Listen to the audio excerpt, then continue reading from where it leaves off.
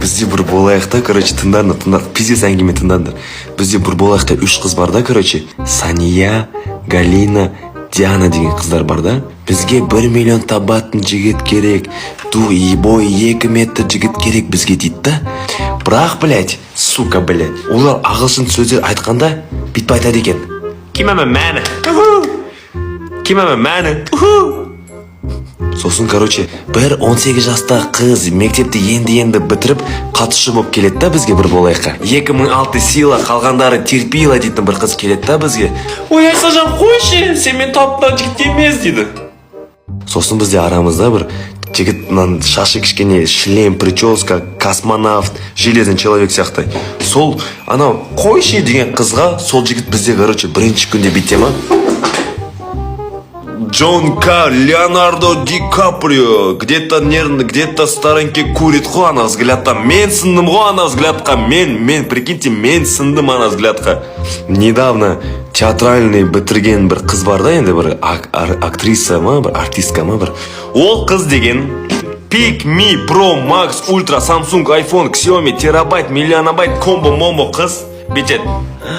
Ол маған ұнамайды, а сен мені қызғануға келдің ба, дейді да. Бір-бірмен 10-15 минуттан кейін сендер мені ешкім түсінбейсіңдер деп жылайды. Тағы бір 15 минуттан кейін сука, че, поверили, что ли? Сен қалыңдар ма не? Артистпын ғой мен, ефәнім, артистпын ғой деп қуатыны бар енді. Бізде жалпы мынандай сақалмен жігіт бар бізде. Сол сәл-пәл кішігірім сөйлеген кезде, тыңдағың келеді сон.